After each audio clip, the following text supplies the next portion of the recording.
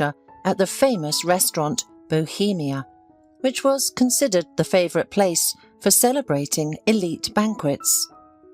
When she first found herself inside the richly decorated hall, she was afraid they would not even listen to her and accept her into the chic place. But the team turned out to be friendly and rejoiced at every new, worthy employee. Juliana quickly learned everything she needed to know, but was advised not to take long breaks for lunch or get stuck on the phone. "Look at how your little ones run around," Leslie nodded at 5-year-old girl, who tried to do all the little errands she was given while her mother worked. "You have a brisk little girl growing up, and you complained that she got a heavy cold." "Oh, don't talk about it. She's well now," Juliana smiled, looking at her beloved daughter. "How tired I am of this cold. It's all because of the dilapidated house we live in. The floor creaks, the roof leaks, there are gaps in the windows. I'm so tired, you can't imagine." Juliana did not notice how another hour of work had passed. Although the shifts were non-standard and unbearably heavy, she was satisfied with steady work and decent pay. Mr. Hurtado, the owner of the famous restaurant, turned out to be a wonderful person. Despite being a powerful businessman, he treated his subordinates politely and empathetically. He allowed Juliana to take Hope with her because there was no one to look after her after kindergarten. Juliana raised her daughter alone, so she relied only on herself. The problems of a single mother were endless. She tried her best, but sometimes her nerves gave in. Juliana wanted to rent another place, but the money was flying away somewhere unknown. The salary was literally disappearing before her eyes, no matter how many shifts she worked per month. That evening, Bohemia hosted 350 people for a celebration of a powerful businessman's only daughter's wedding. He spared no expense in organising the celebration and decorating the hall. In the morning, Mr. Hurtado gathered the staff. The bride's family promised every employee a decent bonus if everything went according to the highest standard. "We must cope. Do you hear me? Don't let me down. And good luck to all of us." "Mr. Hurtado is not just a boss, he's gold," said Juliana with a smile. "Where would I leave Hope if he didn't allow me to take her with me? She doesn't bother anyone. Look how hard she tries to please everyone." "Good for her," Leslie laughed, rinsing another batch of dirty plates. "Though you're single, but you're lucky with your daughter. Everything will work out. Don't be sad, you're only 29. You'll find someone who will love you. Trust me, it's easier with a man in daily life. I got married for the 3rd time last winter, so you'll definitely find your man." Juliana didn't like these words of conversations. After her husband's death 3 years ago, she didn't dare to think about another man. She was devoted to her love and didn't rush to open her heart to someone else. Juliana hadn't recovered from the tragedy yet, so she put all her efforts into raising Hope. "Don't talk to me about others, please." She turned to a surprised Leslie. "I live for Hope. She's my light in the window. I stand up every day just for her. No, affairs are not for me. Since fate has decreed it, I'll carry my cross." "You're strange," Leslie smiled in response. "Why suffer alone? For what? No one will appreciate your sacrifices, believe me. Better look at someone. You won't regret it." "Oh, instead of a new wedding, I'd better think about how to make ends meet. It's not easy to raise a child alone. I didn't even imagine what I would have to face.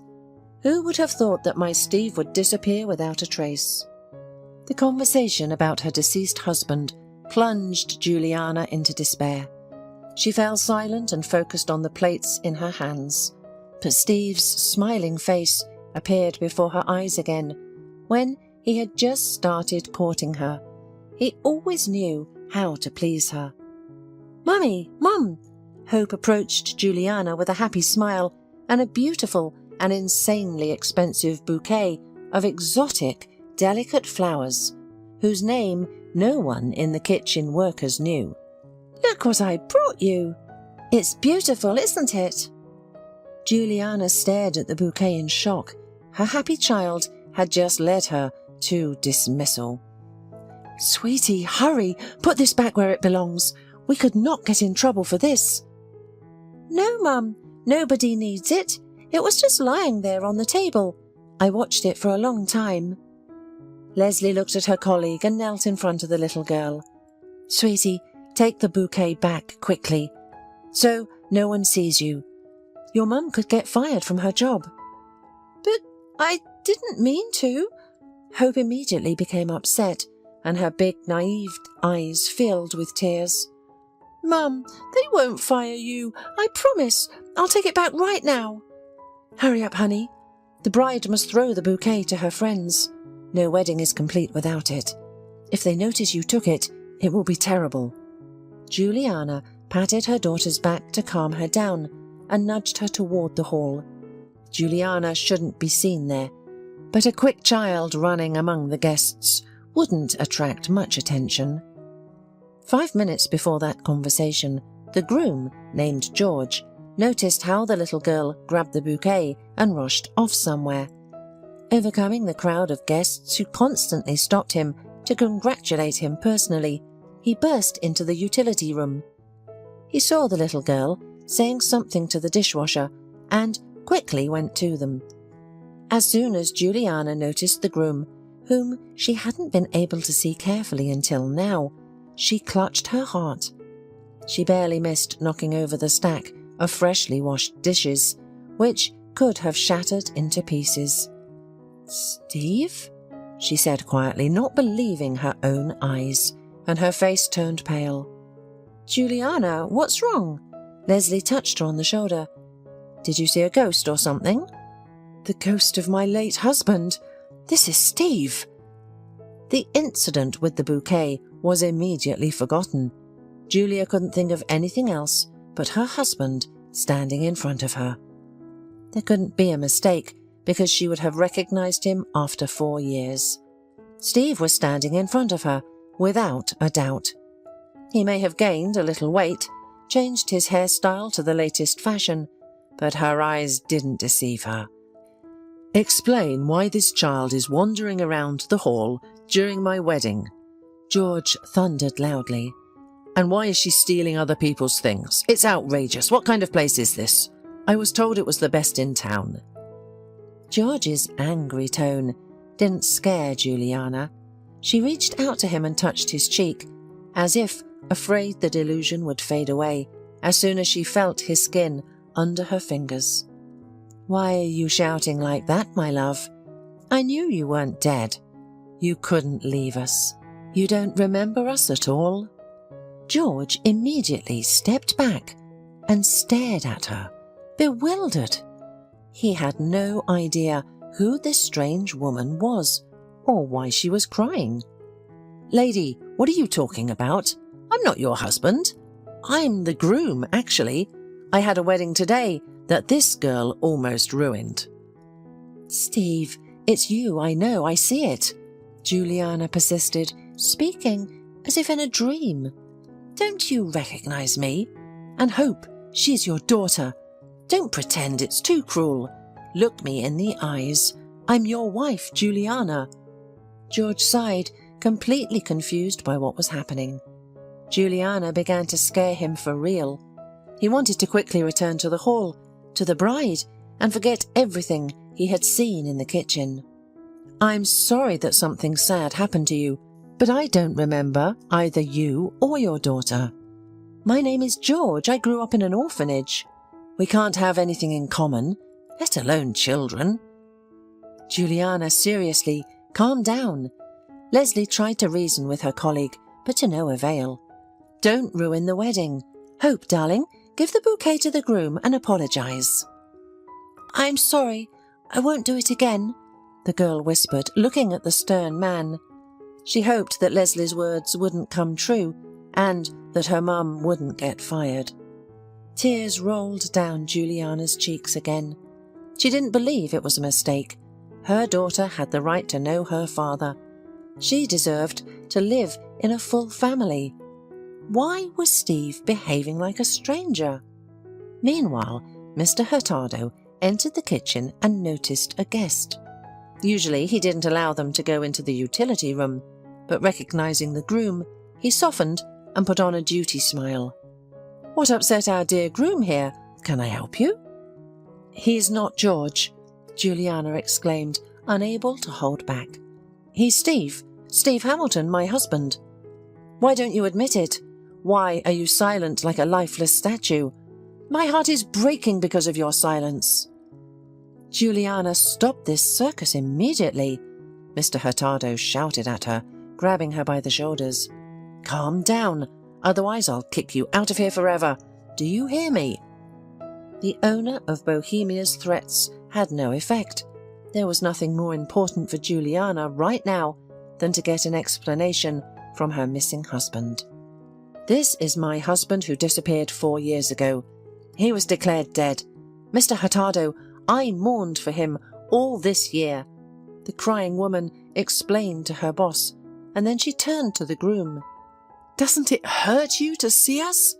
How could you just disappear without explaining? You're a coward. That's who you are," Juliana yelled, not ashamed of anyone around. Mr. Hurtado stopped holding her. "Is what she's saying true?" he asked the groom. George looked offended. "And you too? What a show!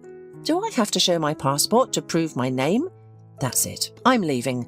My guests and bride are waiting for me, while I have to endure this crazy woman's attacks. Fire her! She'll ruin your business." Watching George's retreating figure, Juliana for the first time considered the thought that he might not be Steve. Maybe George was his twin. "Juliana, go wash up and get to work." Mr. Hurtado patted her on the shoulder, calming her down. "I don't know what personal drama you have, but it's not the place for it at the moment. You've stopped the entire work. Stay after the banquet. We need to talk." A couple of hours later, Hope was sitting by Mr. Hurtado's office door. Through the glass door, she could see him gesturing and moving his lips frequently, and her mother, meanwhile, stood with her head down. She rarely said anything, admitting her guilt. "Is it because of the bouquet?" the girl asked Leslie. She stayed to watch over the girl while her mother was at the boss's office.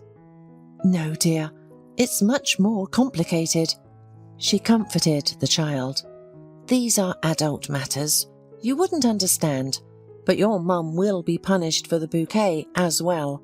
Remember, you should never take someone else's things, even if they're beautiful. Even if you really want to, you should never do it." "I understand," Hope exclaimed, promising herself not to do it again. She was anxious about her mother. "Juliana, don't let me down like that again. Can I rely on you?"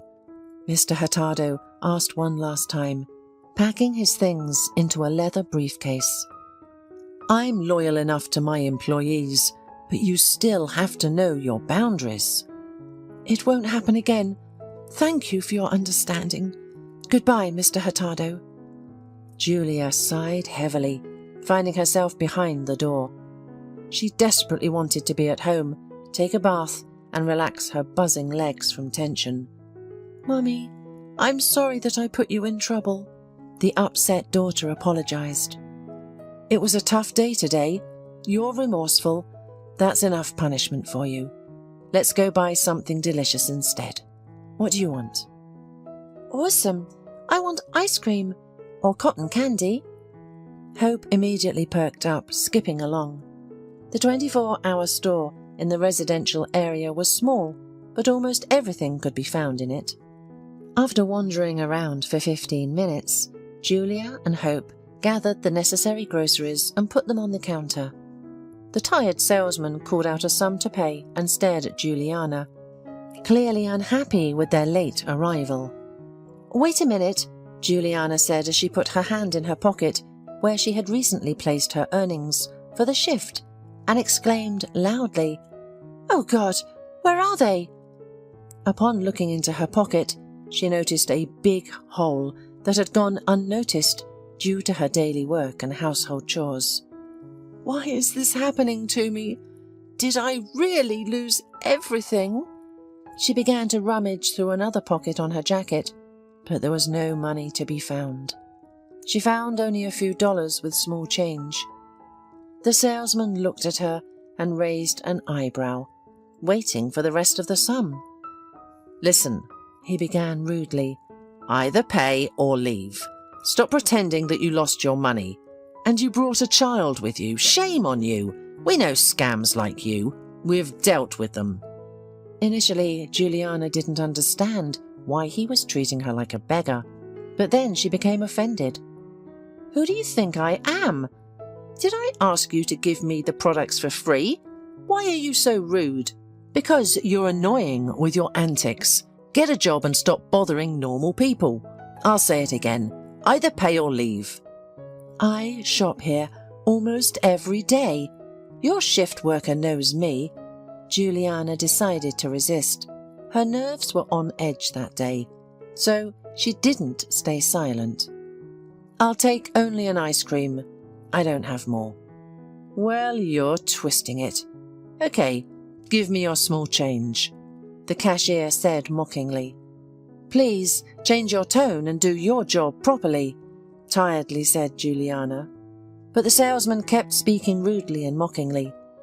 "Don't tell me what to do, swindler." "Mummy, why are you arguing again?" Hope started crying. She had already seen too many quarrels involving her mother.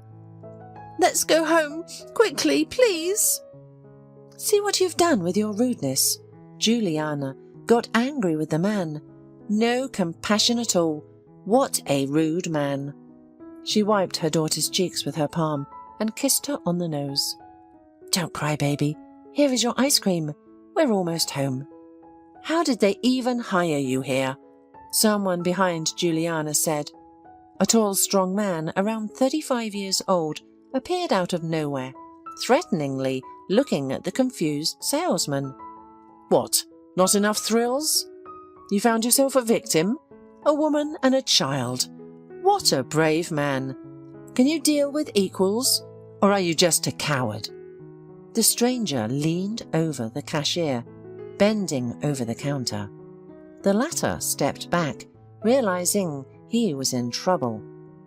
People told him many times that he would pay for his long tongue one day, and it was still unexpected. "No, I didn't mean to mock her. We have all sorts of people coming here." He immediately started to apologize himself. Even his voice changed, becoming quiet and high-pitched. "Take it," the stranger said to Juliana and pointed to the purchases Juliana couldn't buy. "I'm paying." Brad, that was the stranger's name, left the store with Hope and Juliana when the careless employee apologized to them. "Thank you so much," Juliana smiled at her rescuer. "I'm so exhausted today that I don't have the energy to swear. And then this guy started mocking me." "Sir, thank you so much," Hope repeated after her mother, happy to see her smile again. Brad also smiled and offered to walk them home. Juliana usually only interacted with men for work and had not noticed any interest in her for a long time. Now, in the middle of the night, after experiencing a vulnerable situation, she was glad to meet someone strong and caring. "You have a beautiful daughter," Brad noted, watching as Hope jumped up and down with every step.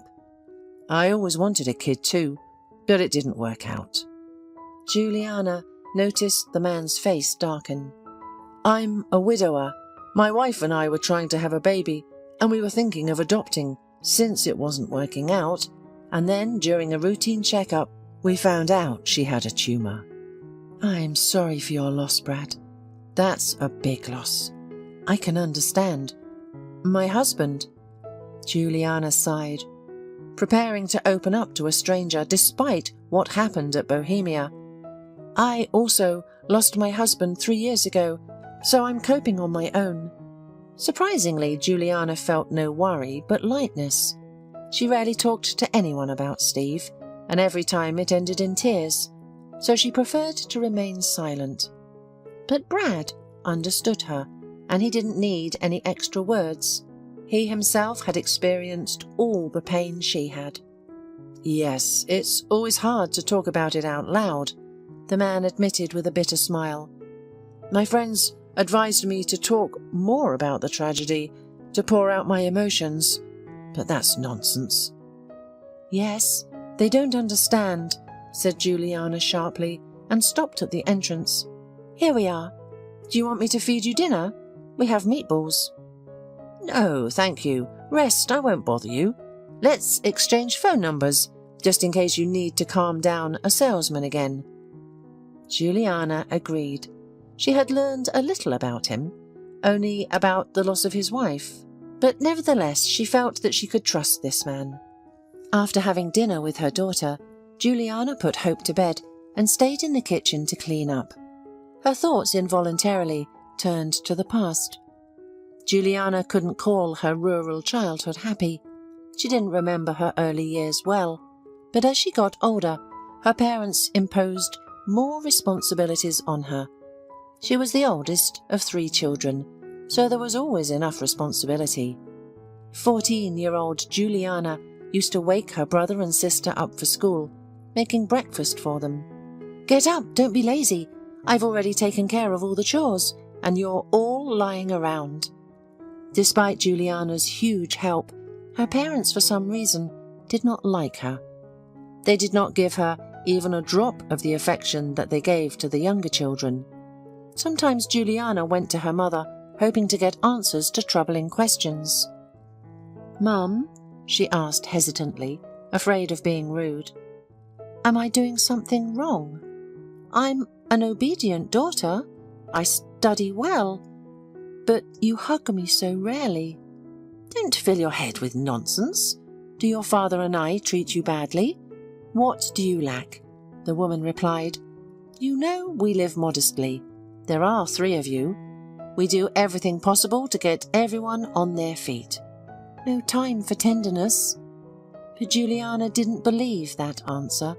She felt like a stranger in her own home. "Mum, Dad, I want to talk to you about my future," said Juliana to her parents at the end of her senior year. "I don't want to burden you. I'm going to live in the city. If I can, I'll go to college. If not, I'll find a job." "You're so smart," smiled her father. "You understand that we still have younger ones to raise. We'll help you with money in the beginning, but then you're on your own." To Juliana's disappointment, her rural education wasn't enough to enroll into college. She had to find a job quickly to avoid returning home in shame. Her parents rejoiced at her grown-up decision. It was impossible to let them down. Many shops were ready to hire the hard-working girl, even without experience. She got along easily with people and had knowledge of gardening, so she decided to try herself as a salesperson at the flower shop. "Don't be afraid," Melanie, her new colleague, encouraged her.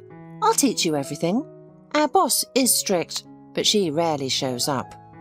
"I'll do my best not to disappoint you," Juliana modestly smiled. Despite her simple appearance, Juliana was far from being a foolish country girl. She quickly caught on and settled into the shop, becoming popular with regular customers. Often, wealthy men would spoil Juliana with small gifts, such as sweets or inexpensive trinkets.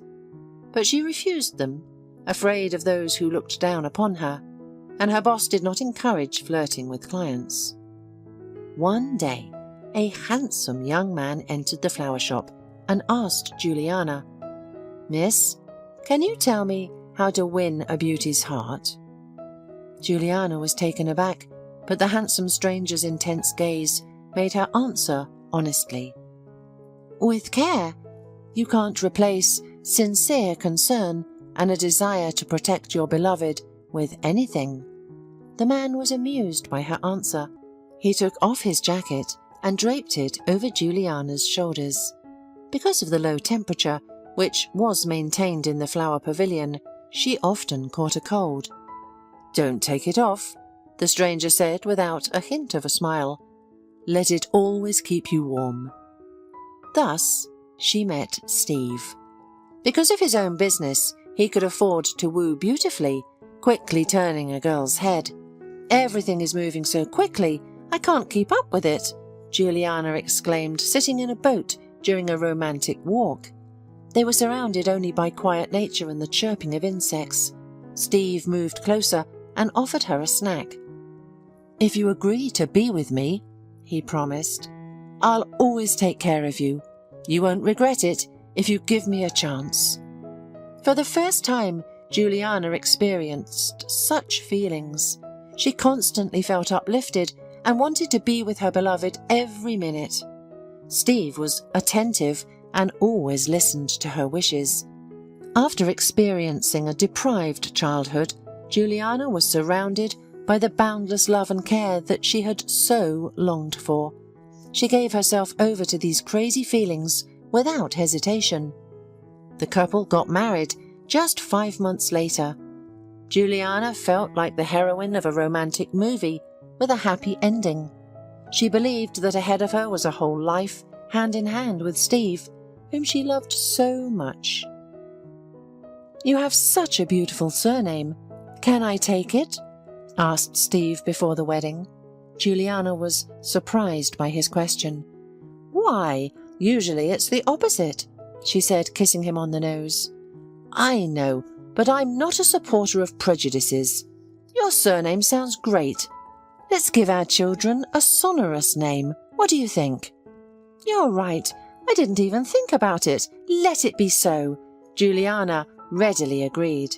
At first, Juliana was glad about her husband's wealth and spent his money since he earned well. However, Steve never discussed his business with her. "Darling, are you some kind of spy? Why don't you ever talk about your business with me? And why don't your friends or colleagues come to us?" "Why should my dear wife know about it? They're our men's business, you understand? Just trust me. Live for your pleasure." Steve evaded the questions and didn't tell her anything. Several attempts to talk to her husband were unsuccessful. Juliana realized that she shouldn't know about Steve's activities. What if he is a secret agent? What if his duty obliges him to keep information even from his closest relatives? Respecting her husband and trusting him totally, Juliana calmed down and stopped asking him questions. "Juliana, you're just glowing," former colleague Melanie chattered. "You've blossomed after getting married. Expensive clothes, jewellery, even holding yourself differently." "Thank you, my dear," Juliana answered shyly. "I've noticed it myself, too. Money works wonders. Steve does everything, so that I don't need anything. But I'll tell you the secret of my radiance. We're expecting a baby," the young woman admitted with a happy smile. "Oh, how wonderful! Congratulations! Let the baby develop healthily, without any trouble," Melanie said, carefully hugging Juliana and putting her hand on her unnoticed little belly. Steve surrounded his wife with care, anticipating all her desires. Although he often stayed at work and could leave on a business trip for several days, but he always stayed in touch. As for her parents, Juliana rarely communicated with them. They came to the wedding, but didn't even stay for the night. Steve rented them a good room in a hotel. However, the spouses returned to their younger children, justifying to themselves that they had household chores that couldn't be left unattended. After the birth of little Hope, Steve seemed to have changed. Juliana noticed some strangeness in him that alarmed her. "Honey, what's going on?" She couldn't stand it when her husband once again jumped out of the room, answering the phone. "Everything's fine," he always answered, but the tone and secrecy didn't suit Juliana. Steve started checking the windows and the front door before bed and was often lost in thought. One day he got worried when their neighbours knocked on their door. On the street, he started looking around. "What's going on?" Juliana pestered him, beginning to worry about her and Hope's safety. "Don't worry, I just became like this after the birth of our daughter. I'm a father, your protector. I should always be on alert to protect you from any surprise." But Juliana noticed that her husband was irritated by her persistence. "Why do you keep asking? Don't you have enough problems? Take care of the child instead. You should improve as a mother." Steve's words hurt Juliana. She didn't expect him to be so harsh and unfair. She always tried to keep their home in order, even when she didn't sleep all night because of their daughter's colic. Juliana stopped bothering her husband, but she kept watching him. She felt in her heart that Steve was scared, but he didn't want to share it with her. As a good wife, she should have been his support and confidant, but he didn't see it that way. He preferred to solve everything himself. At first, she liked that about him. But if they were in danger, she had the right to know and prepare for any situation. Steve, however, stubbornly remained silent, assuring her that there was nothing to worry about. Then, one day, he disappeared forever. The frightened Juliana's statement was only accepted by persistent police officers 3 days later. "Ma'am, I understand that you're worried." The officer comforted her. "But there are rules. We can't drop everything to search for your husband just because he didn't come home. Maybe he decided to take an unplanned vacation. He's tired of family life. Your little daughter is probably annoying him." "I don't need your assumptions. I need action. What if my husband is already lying somewhere injured? What if he needs help? We're wasting precious time. If something has happened to him and you haven't acted, please calm down. The search will not begin until it is appropriate. Go home and rest. Put the little one to bed. Your husband will be found. This happens often. Mistresses and such." But Juliana was right.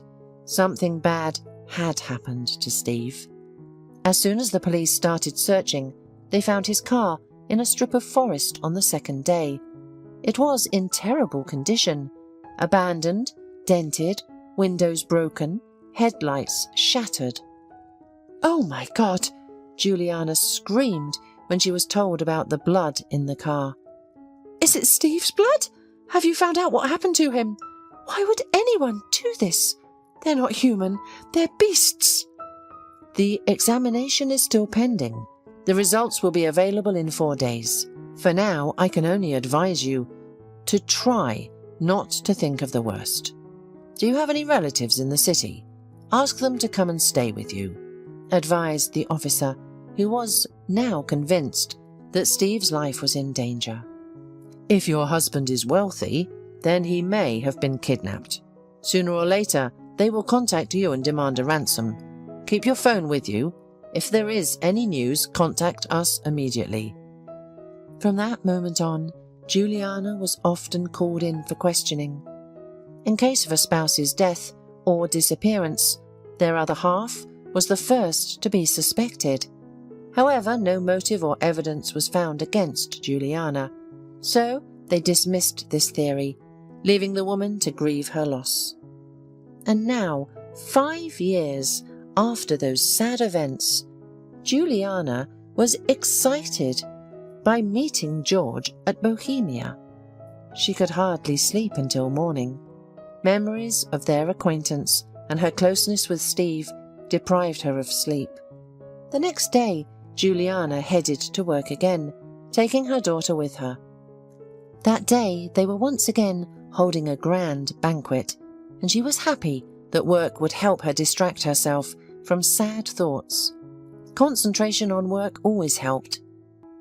Walking from the bus stop to the gates of Bohemia, Juliana became alert, realizing that the inconspicuous car was slowly following them all the time.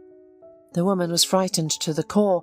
She remembered the times when Steve looked back at every car like this, afraid that he would be caught off guard. The alarm grew, taking her back to those uneasy weeks. "Hope, my sunshine." Juliana sat down in front of her daughter. "Run inside and find Leslie. Tell her to watch over you." "And where are you going? Can I come with you?" Her daughter immediately perked up. "No, my dear, not today. I have urgent business, and it's not for children," Juliana said sternly, knowing how to influence her child. "Will you be back soon? I'll wait for you." "Of course. I'll be there in 10 minutes. Just sit in one place and don't get in the way of the adults. Remember what happened yesterday." "That's right. Wait for me calmly." Seeing Hope enter the restaurant, Juliana turned the corner and hid. She saw a tall man get out of the car. The hood hid his face, but the stranger headed towards the turn where the woman had just disappeared. Wanting to uncover the identity of her pursuer, Juliana quickly ran around the building to catch up with him from behind and not allow him to escape. Hearing her fast footsteps behind him, the man turned around. "Brad!" Juliana gasped, stopping in her tracks. "Why are you here? Why are you following me?" The woman immediately grew angry. The adrenaline pumping through her veins made her bolder and firmer. Her gaze showed that she wouldn't back down without answers to her pressing questions. Brad's face wasn't hostile. He seemed just as friendly and calm as he had during their nighttime meeting. She didn't feel any threats from him. "Hello, Juliana, don't be afraid. I'm not dangerous to you." "Then explain what's going on. Why are you following us?" "So, yesterday's meeting wasn't a coincidence, right?" "Answer, Brad. Or are you not Brad? Why do you need this?" Juliana noticed that she had caught the man off guard with her actions and was proud of herself. Now she had the advantage. He couldn't evade the truth. "And don't you dare lie to me. I'll notice it." "Well, you're a smart woman," he replied calmly. "I suggest we discuss everything in a more pleasant place, but you have your work shift ahead." "I want to hear everything now. We have 10 minutes. Juliana stood her ground, staring unwaveringly. "The thing is, I used to be a police officer. Now I work as a private detective. I have my own agency. It's just business. And I'm hunting for that same George, your husband's alleged twin." Surprise was easily readable on Juliana's face. "Why do you need him? Is he involved in something? Tell me, is he really not familiar with my Steve? If he knows where my husband is, why didn't he say so yesterday? I had such a tantrum, I could have lost my job, and he just kept silent. No sympathy at all. He definitely knew who I was, but behaved so coldly. I suspect there is no George or Steve. It's the same fraudster, a marriage swindler." "What?" the woman protested. "Why, Steve isn't like that. He loved me. We had a family. Would he start a real family? That's ridiculous. Steve adored Hope. He couldn't live without her. You don't know what you're talking about. He couldn't have become a criminal. He loved us and did everything for the good of the family. He couldn't have been such an excellent actor and then just disappeared from his own child's life." Brad looked sympathetically at the desperate woman. "I'm sorry to say this, but you have no idea what these scoundrels are capable of doing for their own benefit. They're dangerous. Calculating people are capable of great cruelty." Juliana leaned against the wall, dizzy from the sudden feeling. Over the years that she had been waiting for her husband's return, the woman had considered various versions of what had happened. She blamed Steve's business for everything. It always seemed suspicious. And now she's found out another terrible version. "Are you all right?" Brad took her shoulders and looked into her eyes. "Breathe calmly, Juliana. Breathe. That's it. Clever girl, don't panic. You're holding up well," he said with a light smile. "Your spouse is a real pro. He's fooled many women.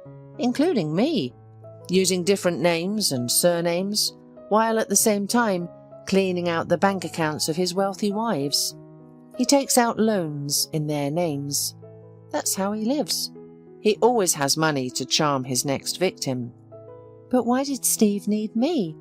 My parents are poor country workers. You've probably figured that out by now. Is there any profit from me? I'm not the daughter of a banker or a politician. You don't know everything about yourself, replied Brad, deciding to reveal the whole truth. I was hired by an influential person to keep an eye on you. You have no idea how protected you are. Oh, really? Juliana couldn't help but laugh irritably. Dangerous and powerful dishwasher woman from a restaurant. Are you kidding me? Just tell me who sent you to me. I want to meet him.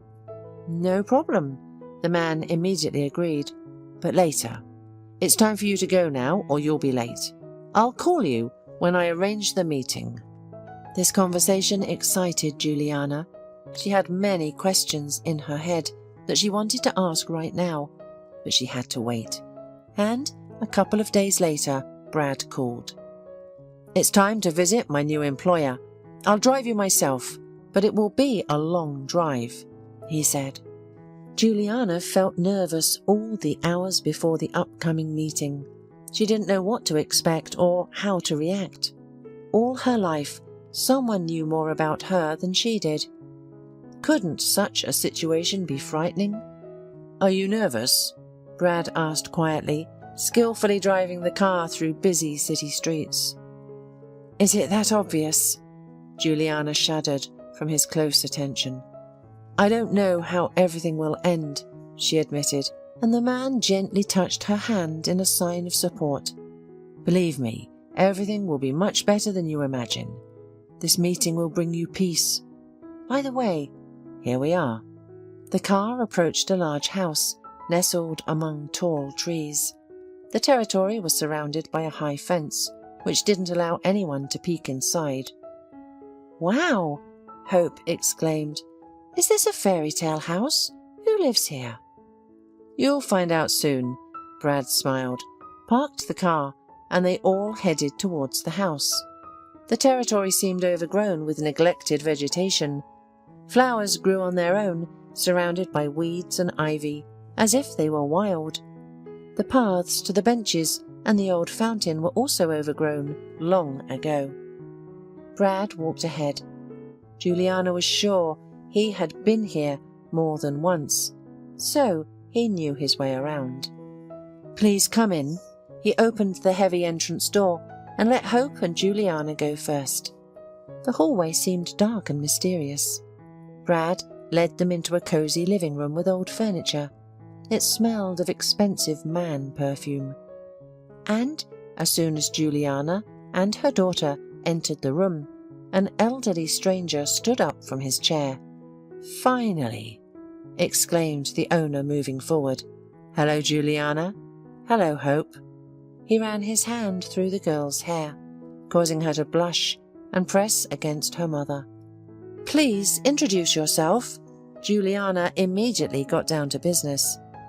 I'm concerned about the surveillance by Brad, and I want to know what's going on. Sit down, dear. Sit down. The elderly man pointed to the dark sofa with oriental ornaments. My name is Peter Davis, and I am your father, Juliana. This is ridiculous. I know my parents.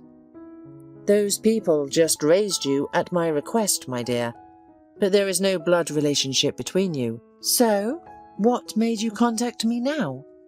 When you were born, I was already firmly established. My business was growing, only my rise came at an uneasy time.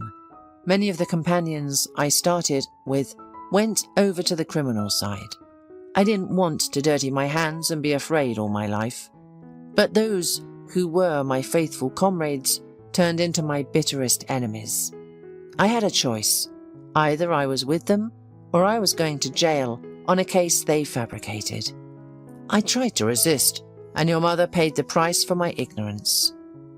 Mr. Davis stopped and was silent for a moment, remembering the past was difficult for him. Your mother died in an arranged accident, but I knew who was behind it. I had huge material on all of them.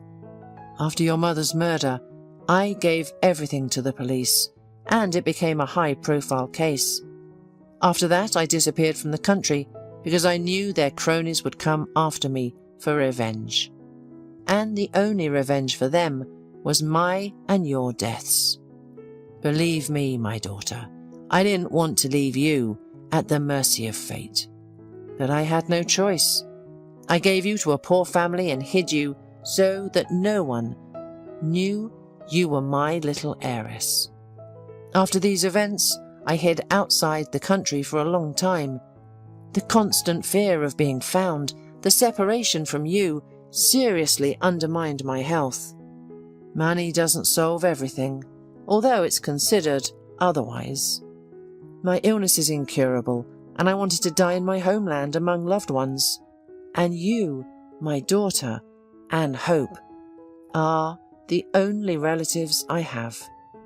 In addition, all my enemies are already dead. Some died in prison, some died in a struggle for power and money. And now I am so happy to see my granddaughter with my own eyes.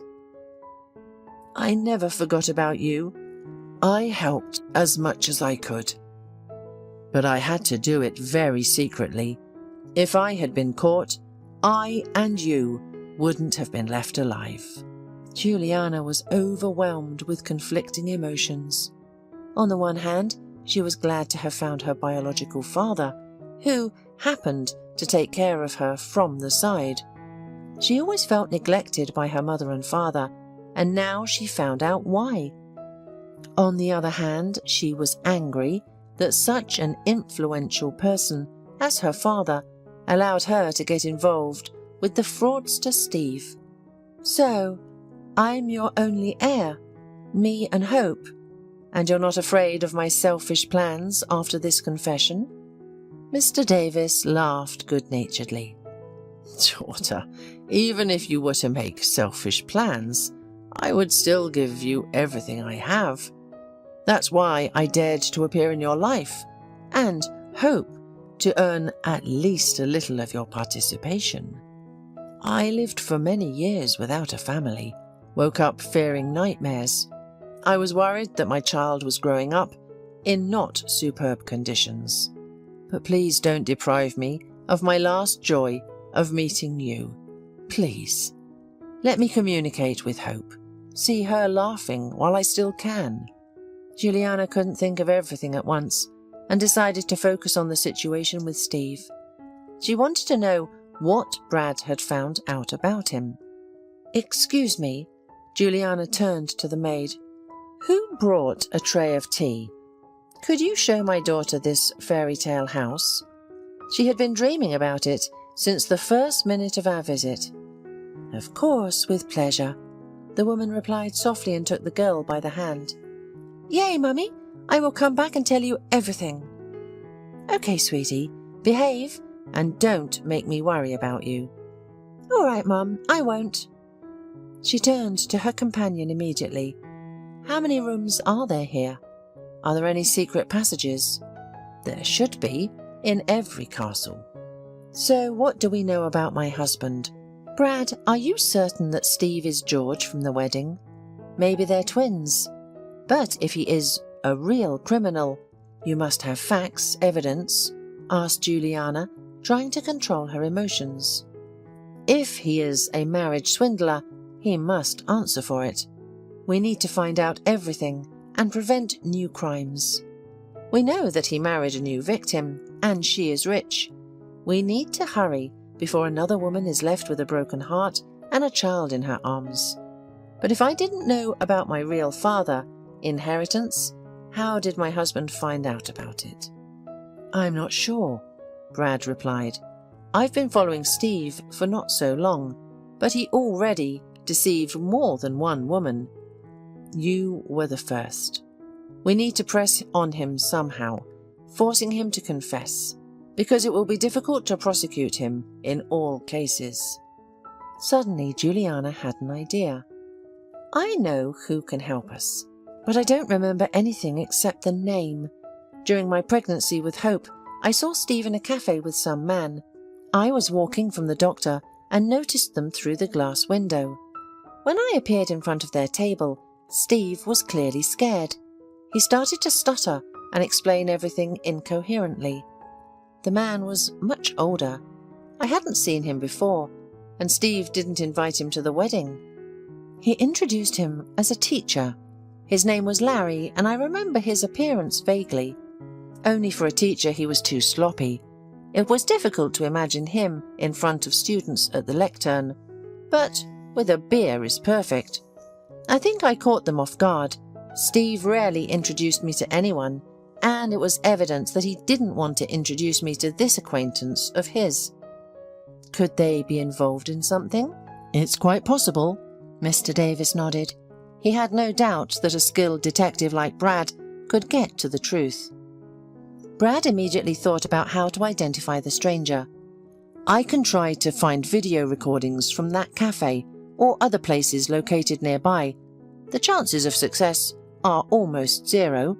A lot of time has passed. Most security posts do not keep records for more than a few months, and here it's been almost 5 years. But luck smiled to Brad. He managed to recognize Steve's companion, who turned out to be his own father. Larry had 2 terms for fraud. Clark, as Steve was called in the birth certificate, had more attractiveness than his father, and Larry decided to take advantage of this to teach the boy to earn a living. But by this time, Larry was practically a lowlife who lived in a shack and did nothing but drink and sleep. Tell me everything, or you'll go for complicity. Brad pressed him against the wall, trying to get a confession.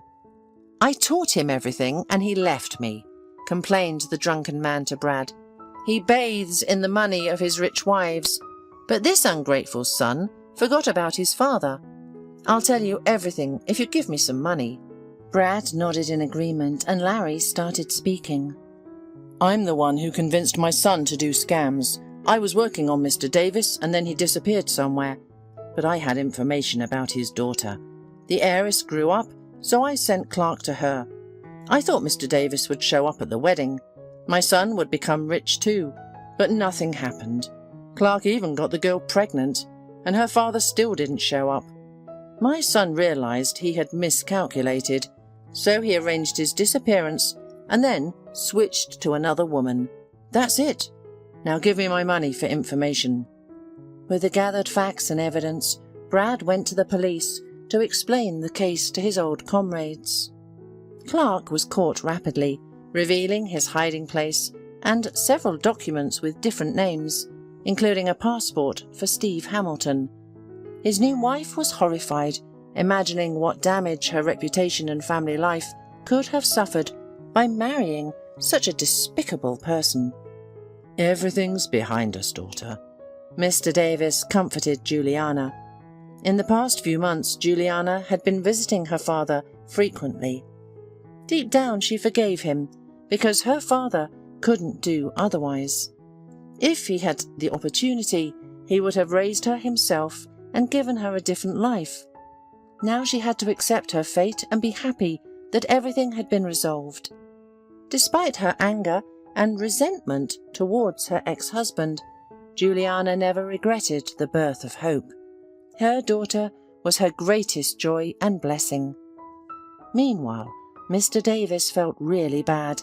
He was getting worse day by day, although numerous caregivers and doctors did everything to ease his suffering. I feel much better when I see your face, he admitted, holding his daughter's hand. Juliana accepted his offer and moved into his house with Hope. Juliana often cried when she was alone. She was about to lose another close person, and they had so little time. Brad tried to comfort her. The man could not remain indifferent to the fate of his client. He often visited her and brightened her days with some news. In a short time, Brad became her close friend and reliable supporter. He was there for her whenever she needed him, spent time with Hope, and asked for nothing in return. The feeling of mutual affection grew with immense force and was no longer a secret. "Daddy, I can't bear it!" Juliana wept when Mr. Davis was already on the brink. He could hardly move his tongue, and his family did not leave his side. Everyone was afraid of not having time to say goodbye. Hope sat calmly, feeling her grandfather's hand in her hair. She was also sad because her mother cried so much and her grandfather was in pain. "You can do it, my dear. We are the same kind. Hold on to Brad. He is reliable. I'm very happy for you." "We didn't tell you before. We didn't want to worry you," the daughter said through tears, unwilling to let go of her father. She wanted to keep him, to live together for at least a few more hours or days. "I bless you, Brad.